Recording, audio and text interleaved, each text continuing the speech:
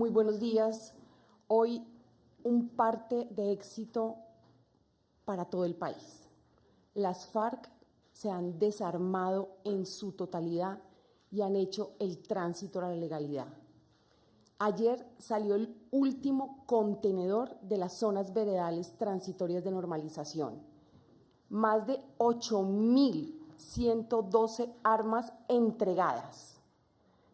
Esto no se había visto en ningún proceso de paz en el mundo.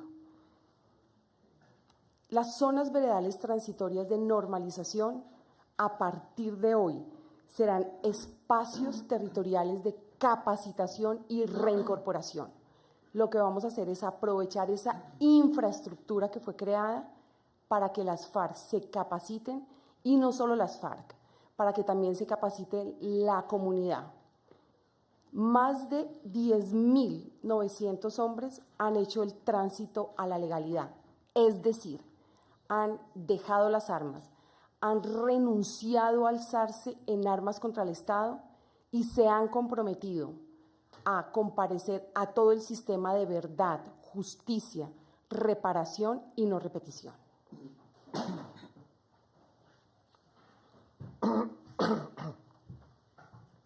Muy bien, a continuación escucharemos al ministro de Defensa, Luis Carlos Villegas. Buenos días para todos y a los televidentes y compañeros de la mesa. Yo soy el primer ministro de Defensa en 53 años, que llega hoy, 16 de agosto de 2017, a su oficina en el CAN, sin preocuparse por los actos ilegales de las FARC. Hoy es el primer día en el cual el sector defensa, sus fuerzas militares y de policía, empiezan definitivamente una nueva etapa en materia de seguridad. Pondrán todo su empeño para que los niveles de seguridad en todo el país funcionen de mejor manera y alcancemos niveles nunca antes alcanzados históricamente. Por supuesto, para este hecho tan trascendental como es la desaparición como organización armada de las FARC y el final jurídico de las antiguas zonas veredales, que ahora se convierten en espacios territoriales para la reincorporación, es la seguridad clave. Por eso hemos tomado los municipios, corregimientos y departamentos que acogieron las antiguas zonas veredales y los clasificamos de acuerdo con su complejidad y con los niveles de riesgo en materia de seguridad, en materia de aislamiento geográfico, en materia de dificultades para su abastecimiento, etc. De esa clasificación resultaron 3 niveles en esos 26 municipios o corregimientos o veredas. Los que tienen alta complejidad, que son 10, Remedios, Tibú, San José del Guaviare, San Vicente del Caguán, Vigía del Fuerte, Tierra Alta, Arauquita, San José del Guaviare, Vista Hermosa y La Macarena. Unos que tienen nivel de complejidad medio, que son Buenos Aires, Mesetas, Ituango y Anorí, 4, y de complejidad o riesgo en seguridad bajo, que son Fonseca, La Paz, Miranda, Caldono, Policarpa, Tumaco y Cononzo, Planadas, La Montañita, Puerto Asís, Río Sucio y Dabeiba. Para las 3 clasificaciones, es decir, para los 26 sitios, se ha definido una presencia policial de por lo menos 3 años a partir de hoy, con dispositivos que empiezan con un núcleo de 40 policiales, suboficiales y policías, en especialidades que nunca antes esas comunidades habían tenido. Vamos a tener policías especializados en investigar, policías especializados en infancia y adolescencia, en prevención del consumo de drogas, inclusive en algunas de estas zonas va a haber un policía especializado en el manejo de turistas. Además de ese dispositivo policial de 40 permanentes durante los próximos 3 años, estará una unidad básica de carabineros para los temas de prevención, es decir, poder resolver pequeñas controversias entre vecinos, solucionar problemas que no terminen en riñas o en delitos mayores, garantizar una mejor seguridad para temas como asaltos, robos, etc. Igualmente le hemos pedido a los señores gobernadores que nominen un inspector de policía que pueda cumplir desde la orilla civil con esa función policial de prevención y de solución de controversias, y el alto comisionado para el posconflicto ha ofrecido inclusive sufragar los gastos que signifique ese inspector de policía. Luego está la parte militar. Para las zonas de alta complejidad y alto riesgo se van a mantener los dispositivos actuales, es decir, entre 450 y 500 hombres del ejército en batallones de operaciones terrestres que estarán cubriendo ya no solo la ex zona veredal, sino toda la región, toda la vereda o corregimiento si fuera el caso. Y para los de riesgo o complejidad media o baja, vamos a tener dispositivos de 281 hombres, oficiales, suboficiales y soldados, con una permanencia, ambos, los de complejidad alta y los de media y baja, dependiendo de las necesidades que nos digan las comunidades, de la opinión de la Policía Nacional si necesita asistencia militar o no, por todo el tiempo que sea necesario. Igualmente hay dos mecanismos que son ya un instrumento muy apreciado por la gente.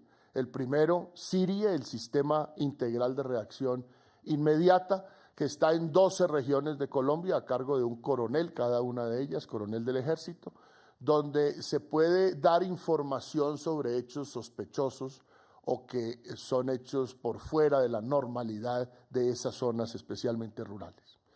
Tenemos hasta el momento más de 300 casos ya recibidos que provienen de medios de comunicación, de la misión de ayuda a la paz de la OEA, MAP-OEA, de Naciones Unidas, de la Defensoría, de la Oficina del Alto Comisionado de Derechos Humanos, de las autoridades locales, más de 300 casos.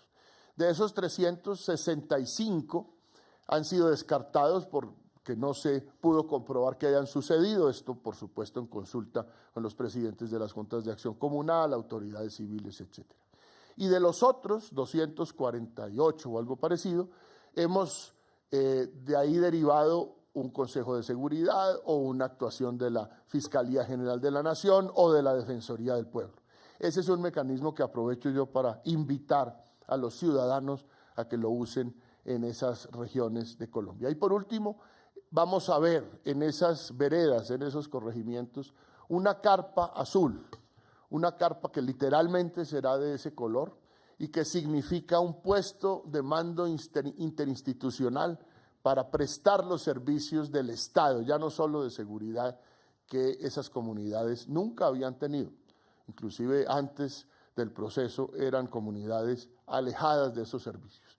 Va a estar en esa carpa azul la Fiscalía, la Defensoría, las fuerzas militares, la policía, el mecanismo de monitoreo y verificación, y si fuere necesario por casos concretos de seguridad tendrá un vínculo con las propias ex-FARC para información y acciones correspondientes. Todo esto está encadenado, es un sistema que por supuesto esperamos garantice altos niveles de seguridad una vez terminadas las zonas veredales, una vez terminado el proceso de desarme de las FARC e iniciado hoy un nuevo capítulo de la historia de Colombia para construir un horizonte de tranquilidad y de paz. Muy bien, a continuación escucharemos al ministro del Interior, Guillermo Rivera.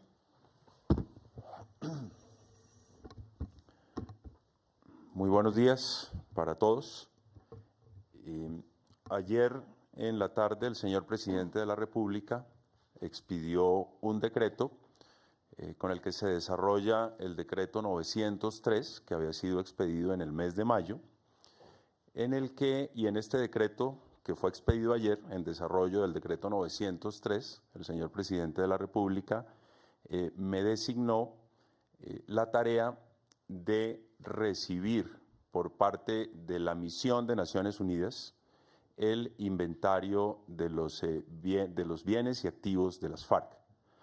Ayer a las 11 de la noche, el doctor Antonio Menéndez, delegado de la misión de Naciones Unidas, me entregó 135 folios en los cuales está el listado de los bienes y activos que dicen tener las FARC. Con esa información lo que procedimos fue a suscribir un acta con Naciones Unidas, a depositar esa información en un sobre que está bajo nuestra custodia y que, según lo dispone el decreto del que les refería hace un momento, que expidió ayer el señor presidente de la República, esa información deberá ser entregada al director del patrimonio autónomo, que se va a conformar según lo dispuesto en el decreto 903 de mayo de este año. Ese patrimonio autónomo, como ustedes bien lo saben y como lo dispone el propio decreto 903, tendrá como destino contribuir con la reparación a las víctimas. A continuación, escucharemos la intervención de Paula Gaviria, consejera presidencial para los Derechos Humanos.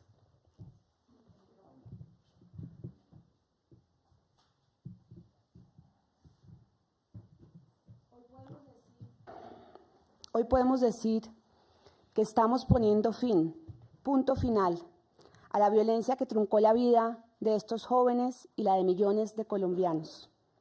Es profundamente valioso y positivo que la salida de estos menores de edad haya generado tanto interés y solidaridad en nuestro país. Me ha conmovido mucho que ustedes estén pendientes, que la sociedad colombiana esté pendiente de estos jóvenes menores de edad. Y los derechos de estos menores de edad son prevalentes sobre los demás derechos de todos los colombianos. Y siempre, quisiera recordar, están por encima de cualquier interés o agenda política. Estos jóvenes deben ser los jóvenes de la reconciliación. Ningún menor de edad ni ningún colombiano ha padecido lo que han padecido estos menores de edad. Pero ante nuestras manos está la oportunidad de realmente dejarlos soñar y dejar avanzar en sus proyectos de vida. Tienen ilusiones, opiniones, vivencias, pero también tienen miedos, como cualquier adolescente de su edad. Y son reflejo de un país que vivió tal vez por demasiados años una violencia que nunca más debe repetirse. Son imagen de superación, son imagen de esperanza, de valentía. Unos quieren ser pilotos comerciales, otros quieren ser futbolistas, unos quieren ser cantantes, sueñan con conocer a Ana Gabriel, sueñan con conocer a Falcao, sueñan con recorrer el mundo. Muchos quieren ser médicos, muchos quieren dedicarse a ciencias de la salud porque en la guerra aprendieron también muchas cosas en relación con la salud. Y perciben el mundo de un modo único y debemos además restituirles eso que perdieron. Un total de 124 menores de edad salieron en el marco del acuerdo final de paz. Hasta el 13 de agosto habían salido 98, ayer salieron 26. Sin embargo, es muy importante saber que estamos hablando de adolescentes y jóvenes que están próximos a cumplir 18. La edad promedio de todos los que salieron es 17 años, 16 y medio, 17. Y son jóvenes que tienen también una capacidad, son sujetos de derecho y tienen también una capacidad de decidir. Hay que conocer lo que pasó en la guerra, que hay vínculos con personas que son mayores de edad, muchos han generado familia dentro de las FARC. Entonces nosotros estamos hoy todavía insistiendo y buscando en algunas zonas, 3 o 4 zonas, donde estos jóvenes no han querido salir. Volvimos hoy porque insistimos en que queremos que salgan. Pero el mensaje para ellos y para todo el país es que igual van a ser parte del proceso de atención del Estado colombiano del camino diferencial de vida. Y yo quiero decirles, porque se ha hablado mucho sobre esa atención que hemos dado a los que ya han salido. De los que habían salido hasta antes de ayer, que en total eran 98, habíamos logrado por el procedimiento que establecimos con el CICR, con UNICEF, con la OIM, con el ICBF, con muchísimas entidades del Estado, con la sociedad civil, que salieran 88 menores de edad. Adicionalmente, 10 habían salido directamente al ICBF y actualmente se encuentran siendo atendidos por el instituto. De esos, 39 ya están con sus familias y están desarrollando sus proyectos de vida. Todos tienen salud, todos tienen cupos educativos, Estamos trabajando con el SENA para perfilar también cuáles son sus intereses para su ocupación posterior. Estamos trabajando con el Ministerio de Educación para mirar becas de educación superior. Estamos trabajando con Prosperidad Social para acompañar a esas familias, en Más Familias en Acción, en Unidos. Estamos trabajando con el Ministerio de Agricultura para vivienda rural, Ministerio de Vivienda para vivienda urbana. Es decir, nos ocupamos también de las familias. El camino diferencial de vida busca el restablecimiento de todos los derechos, pero adicionalmente busca la reparación y la inclusión social. Puedo decirles que el 100% presentaron sus declaraciones ante el Ministerio Público como víctimas y 82 ya han sido incluidos como víctimas del conflicto armado que son. Y estos menores de edad se encuentran en este momento siendo reparados. De los incluidos en el registro, más del 60% ya tiene constituido su encargo fiduciario. Esa es su reparación, su indemnización. Este encargo fiduciario será materializado en esa reparación económica cuando cumplan la mayoría de edad. Igualmente establecimos en el Consejo de Reincorporación que no pierden sus derechos al cumplir 18, así que los beneficios en reincorporación también aplican para estos menores de edad. Esa es la información que tenemos y el mensaje que queremos darle a todos los colombianos es que nunca más el dolor, la rabia o la falta de oportunidades marquen el presente y el futuro de estos jóvenes. Merecemos un país donde los padres sepan que habrá oportunidades para sus hijos, donde los jóvenes sepan que serán protegidos por sus comunidades. Estamos dispuestos todos, y ese debe ser el mensaje hoy, que finaliza realmente esta etapa de la construcción de la paz, que podemos aportar a construir una Colombia mejor para nunca volver atrás y ofrecerles realmente las oportunidades que estos jóvenes merecen. Muchas gracias. Muy bien, ahora iniciamos la ronda de preguntas por parte de los señores periodistas y la primera es María Camila Sánchez de Radio Nacional. Muy buenos días para todos. Doctora Gaviria, a propósito de los menores, las FARC habían dicho que no todos los menores se iban a salir de las zonas porque habían manifestado que no querían salir. ¿Se tiene conocimiento cuántos fueron esos menores que no salieron de las zonas y qué va a pasar con ellos finalmente? También una pregunta, no sé si de pronto el ministro de Justicia nos pudiese responder, ¿qué va a pasar con las personas que ya fueron beneficiados con amnistías y con indultos hasta que la JEP empiece a funcionar durante este proceso en los que ellos estarán en las zonas de capacitación y reincorporación? ¿Qué va a suceder con ellos? Gracias. María Camila, nosotros en el primer momento de salidas hicimos un proceso profundo de sensibilización. Nos encontramos con unos jóvenes con muchos temores y nos encontramos también con unos jóvenes con relaciones establecidas dentro del grupo.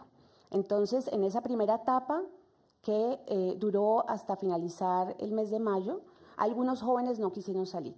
Sin embargo, nosotros insistimos y con la Oficina del Alto Comisionado para la Paz, con el Consejo de Reincorporación, activamos esta semana una ruta abreviada para volver a esas zonas, a insistirle a estos menores de edad que teníamos para ellos unas oportunidades y que queríamos y los estábamos esperando. Sin embargo, es importante que sepamos que algunos no quisieron salir.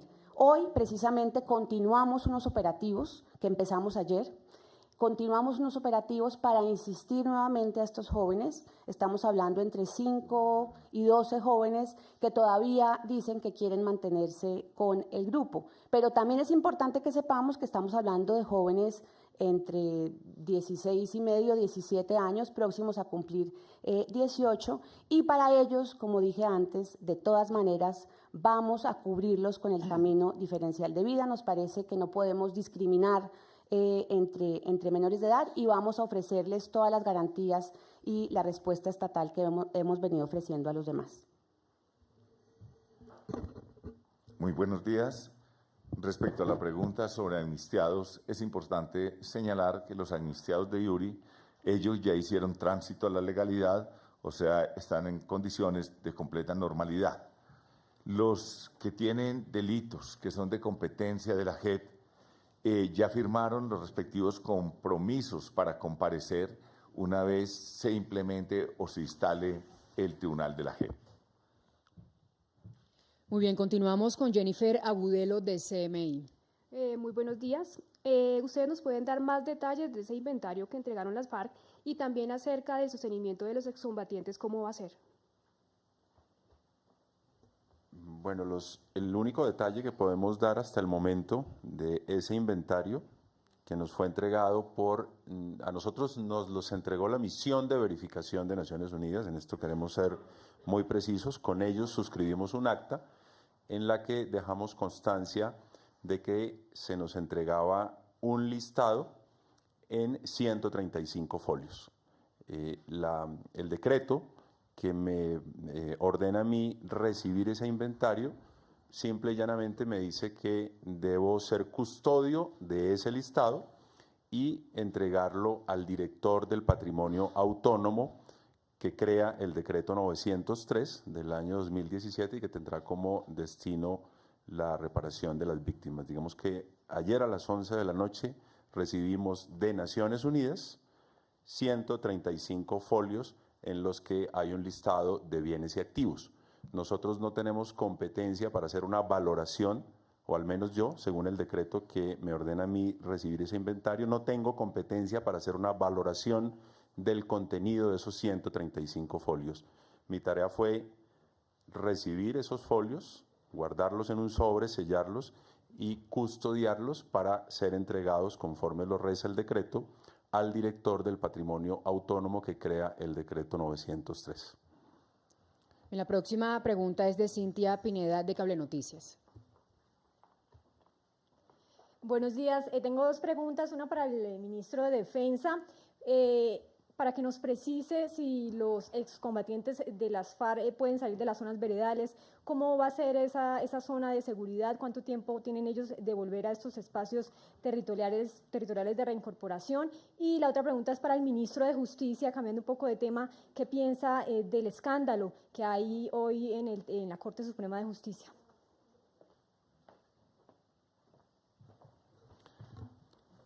Al terminar las zonas veredales, la plena normalidad regresa a esas áreas.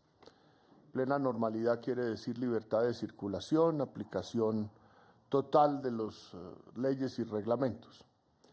Igualmente para los combatientes, excombatientes de las FARC que han solucionado su situación judicial, la vida regresa a la absoluta normalidad. Solamente quedan pendientes frente a la Justicia Especial para la Paz aquellos que por competencia la justicia podrá revisar, juzgar o sancionar en su caso si son responsables.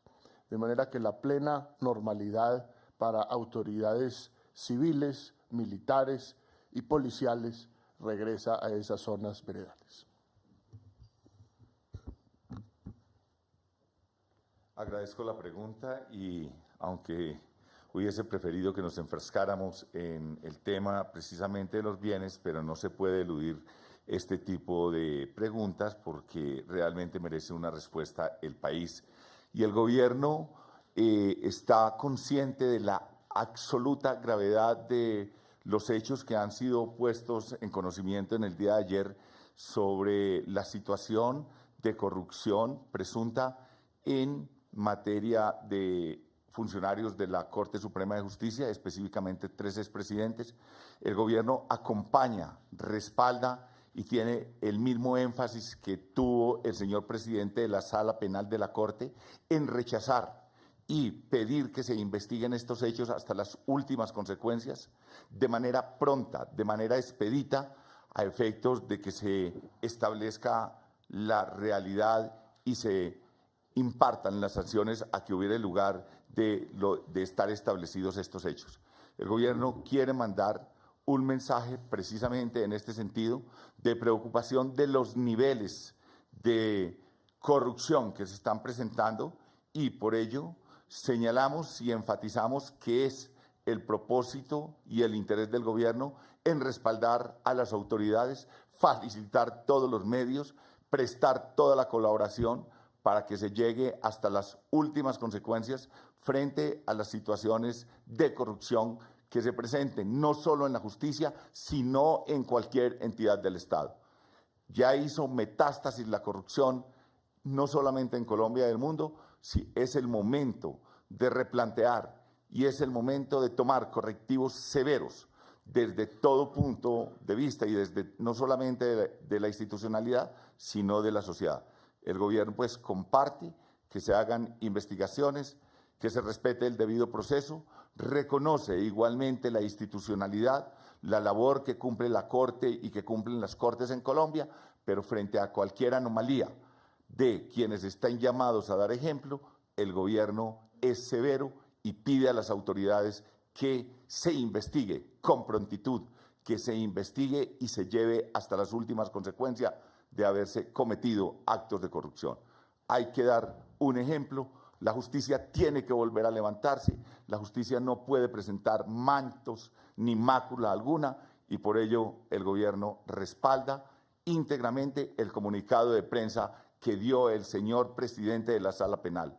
Se adhiere a él, lo reitera y está dispuesto a prestar todos los mecanismos que sean necesarios para llegar a un resultado pronto y eficaz, respetando desde luego el debido proceso.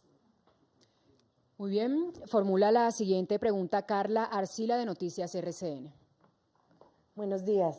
Tengo 3 preguntitas, así que les pido un poquitito de paciencia porque hay que aprovechar estos espacios. Uno de los temores, por decirlo de alguna manera, de las FARC con la entrega de los menores era su vinculación jurídica o pues que se fueran culpados por delito de lesa humanidad, pues por el tema del reclutamiento. ¿Ellos van a ser vinculados jurídicamente de alguna manera por este delito de reclutamiento con la salida de los menores? Sería la primera pregunta. Luego, sobre el tema del decreto 903, que el saliente alto comisionado para la paz dijo que era un decreto chambón, o que ha sido una chambonada, disculpen. Eso se ajustó. Lo que había denunciado el fiscal es que daba a entender que los recursos de la lista de bienes que iba a entregar las FARC iban a ser destinados en parte para financiar el partido político de las FARC. Eso se arregló, no va a pasar, va a ser solo para reincorporación y las víctimas. Y en el tema de las armas, yo sé que obviamente el tema de las armas lo maneja la ONU, pero quisiera saber si, por ejemplo, la prensa va a tener acceso a ver dónde están esos contenedores y las armas, qué van a pasar con esas armas, cuándo va a ser el tema de que se vayan a destruir y a fundir, y qué va a pasar si esas armas están relacionadas con algún delito, pues si eso queda así, o qué va a pasar en ese tema cuando se vaya a hacer la fundición de las armas y cómo va a ser ese proceso de la fundición. Un poquito largo, pero les agradezco la paciencia.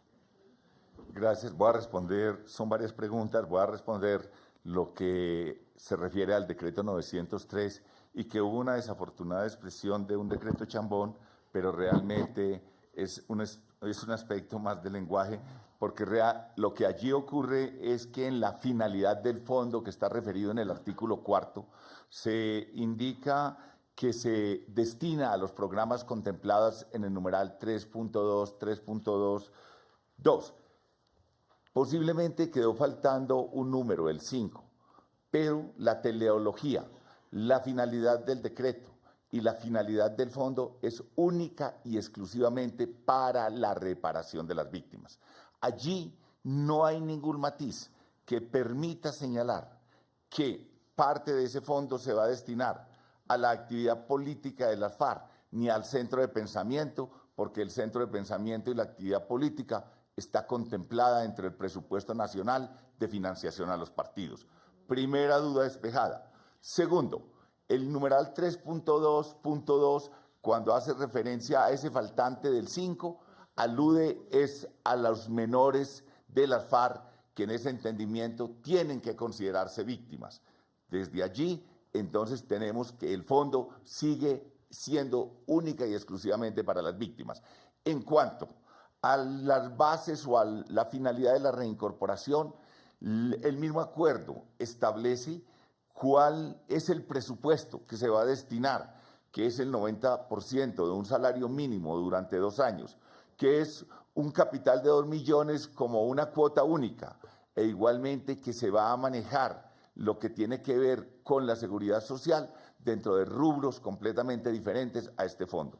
Este fondo, quede claro, es única y exclusivamente para atención a las víctimas, entendiendo por víctimas también a los menores de las FARC en el entendimiento del numeral 4, literal 3.2.2 punto 5, que se incorporaría desde el punto de vista de la comprensión sistemática del decreto.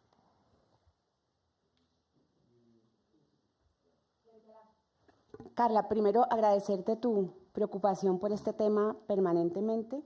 Segundo, decir que el acuerdo prevé que este delito no es amnistiable, pero yo haría un llamado no solamente a la JEP, al Sistema Integral de Verdad, Justicia, Reparación y No Repetición. La idea es que esto nunca más pase, la idea es prevenir que otros menores de edad sean utilizados para la violencia por otros grupos al margen de la ley. La Comisión para el Esclarecimiento de la Verdad tiene un énfasis especial en que conozcamos todos los colombianos y la sociedad qué fue lo que pasó con nuestros niños en la guerra. Entonces no miremos solo la JEP, que es muy importante, es un delito no amnistiable. Quienes reclutaron niños tendrán que rendir cuentas ante la justicia y asumir las responsabilidades, pero también la verdad sobre lo que pasó, el relato, la narrativa, la verdad de lo que nos pasó a todos los colombianos, del horror de dejar que nuestros niños se fueran a la guerra, tenemos también que asumirlo. Y en cuanto a las armas, yo creo que es útil volver sobre las cifras. Han sido retiradas de las antiguas zonas veredales cerca de 8.200 armas dejadas por las FARC en manos de Naciones Unidas. Igualmente está en proceso la operación de la fuerza pública con respecto a caletas, a depósitos ilegales. Y las cifras que tenemos, que pueden diferir de Naciones Unidas, porque Naciones Unidas puede tener una información más reciente que la nuestra en cuanto a localizaciones, pero la que tenemos desde el punto de vista de la fuerza pública es la siguiente hasta ayer.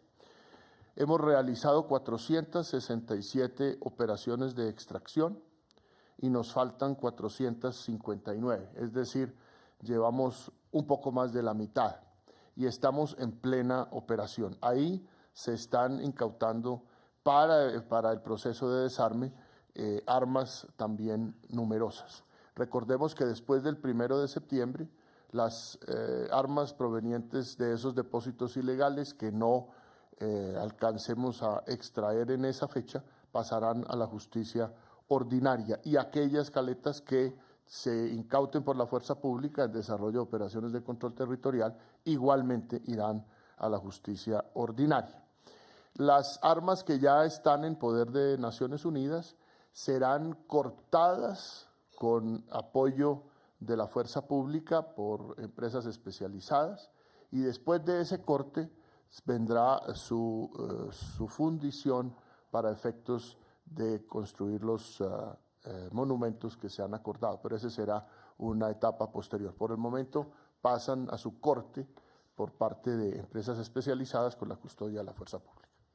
Bien, a continuación, Jorge Herrera de Blue Radio.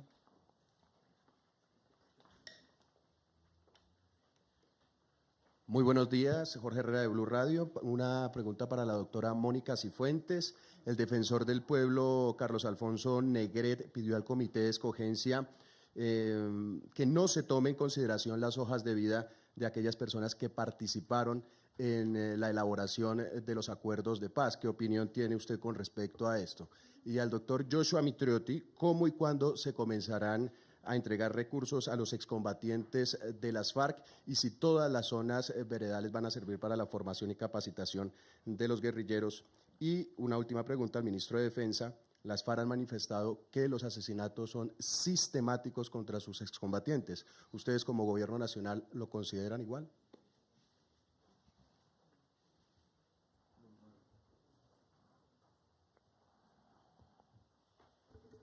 Bueno, solo tengo que decir que es respetable realmente el concepto del defensor, y ya será el Comité de Escogencia el que determine si hay algún tipo de inhabilidad o no para ser designado como magistrado de la Jurisdicción Especial para la Paz. Serán el Comité de Escogencia quien decida.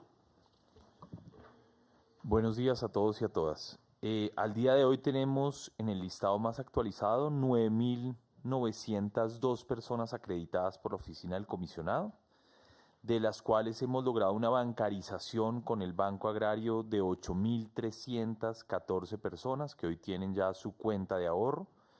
Tenemos 5.909 personas que el día de hoy van a recibir 2 pagos, asignación única de normalización por un monto de 2 millones de pesos y su primera renta básica de 24 meses, que ustedes saben que lo estableció el acuerdo, por el 90% del salario. 2.332 personas deben recibir su pago de aquí al 23. Estamos haciendo todos los esfuerzos para que el viernes de esta semana puedan recibir esos 2 millones de pesos más el 90% del salario. Es decir, a partir de hoy empieza la reincorporación efectiva de las personas de las FARC. En las últimas semanas tal vez ha habido 2 asesinatos de personas relacionadas con las FARC que ya habían pasado por los trámites de solución de su vida judicial. En el primero de ellos, la hipótesis más probable es que la persona que fue víctima de este homicidio estaba con otros milicianos de las FARC, departiendo hasta hora tarde en la noche, y que de allí se derivó una riña que terminó en ese homicidio. Es la hipótesis más probable, no hemos descartado otras, siguen las investigaciones. Y el otro asesinato, la hipótesis más probable es que la víctima tenga relación con negocios anteriores sobre los cuales se estaban ajustando cuentas. Dicho eso, las causas en ningún caso justifican los asesinatos no solo de exmiembros de las FARC, sino en general de los colombianos. Hemos tenido descensos en el homicidio que son muy importantes. Hoy hay 11.000 homicidios o algo más, que son menos de la mitad de los que teníamos a principios de este siglo XXI. Eso es un gran avance, pero todavía tenemos números que son abundantes. La seguridad de los desmovilizados, de los reincorporados, es la prioridad de la fuerza pública y así se han dado las instrucciones correspondientes. Las investigaciones se mantendrán. Por el momento no hay documentación que nos permita afirmar que hay sistematicidad y yo sería el primero, como en el caso también de los presuntos líderes sociales, en denunciarlo si la hubiera. Y la fuerza pública, repito, redoblará los esfuerzos para mantener altos niveles de seguridad en los reincorporados. Bien, y finalizamos con la intervención de Alfonso Prada, secretario general de la Presidencia de la República. Bueno, muchas gracias.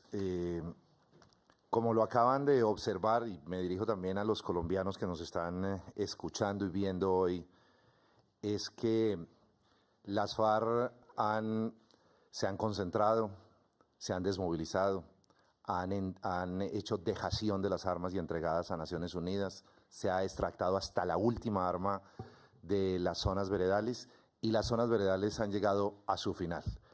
Hoy estamos inaugurando una nueva etapa en este proceso de paz y en Colombia. La guerra separó a millones de colombianos de los servicios y la presencia del Estado.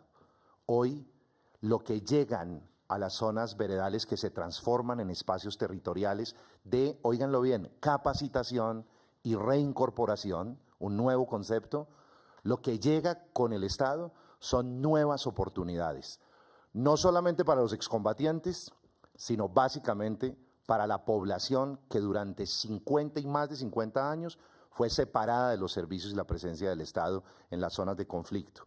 Por eso, para nosotros es tal vez, y lo ha dicho el presidente Juan Manuel Santos en estos días reiteradamente, el anuncio más importante es la llegada de esas oportunidades para millones de colombianos. Hemos trabajado durante meses enteros para llegar a este día y por eso en estos espacios llega la inversión social y la infraestructura. Quiero destacar que ayer el Congreso de la República en plenaria del Senado dio último debate al proyecto que modifica la destinación de 1 billón de pesos de regalías que va precisamente a reforzar desde la planeación de presencia en infraestructura, toda la presencia del Estado en estos territorios de paz o de consolidación para la paz. Ha dicho el presidente Juan Manuel Santos también que hoy comenzamos a construir una paz estable y duradera. Hemos logrado muchas cosas hasta hoy, pero el gran reto lo tenemos todos los colombianos, que es construir esta paz estable y duradera.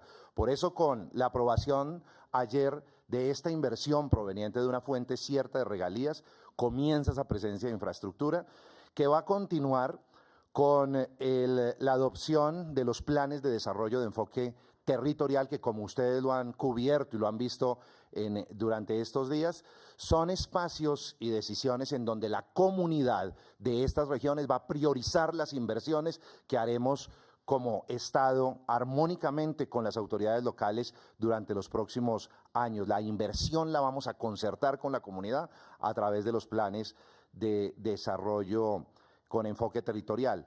El Ministerio de Educación va a llegar también, como ya lo ha venido haciendo desde las zonas veredales, con un plan de alfabetización para recuperar el tiempo perdido de muchas personas que no pudieron acceder a estos servicios básicos de educación.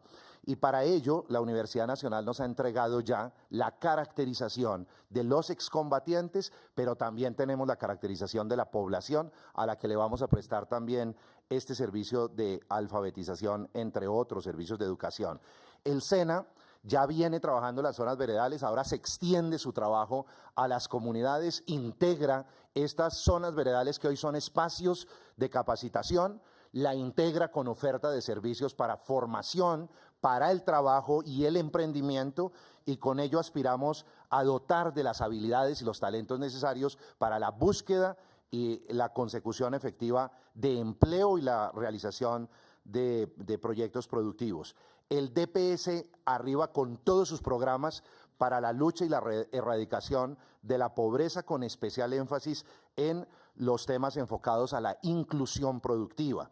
El Ministerio de Educación y la Agencia de Desarrollo Rural, una nueva y novedosa agencia moderna, llega también con presupuesto y con una gran estrategia de abordar el territorio y ofrecer a las comunidades también el acompañamiento técnico para el desarrollo de proyectos integrales de desarrollo rural. Llegamos de la mano también del Banco Agrario, que está con presencia ya en todos los espacios de capacitación y reincorporación, no solamente facilitando todo el acceso a la reincorporación, sino adicionalmente haciendo formación financiera, económica, para facilitar todo este proceso de inclusión social. Colpensiones llegan con una oferta institucional para el sistema de protección de la vejez, que desde ya se integren a todo el sistema de seguridad social, y tenemos el instrumento de Colpensiones ya activado. El Ministerio de TICS tiene la presencia y mantiene la presencia con los kioscos. Vive Digital brindará también toda la estructura necesaria para adelantar con la población y los excombatientes una formación de carácter virtual. Muchos servicios adicionales. Lo que quería simplemente subrayar para terminar es que el gobierno declara terminada esa fase de negociación, de diálogo, de desarme, y comienza la construcción de una nueva etapa que aspiramos sea la etapa de oportunidades para los colombianos aislados de la presencia del Estado, y con ello construir realmente la inclusión social y un nuevo camino para la reconciliación de los colombianos. Muchas gracias.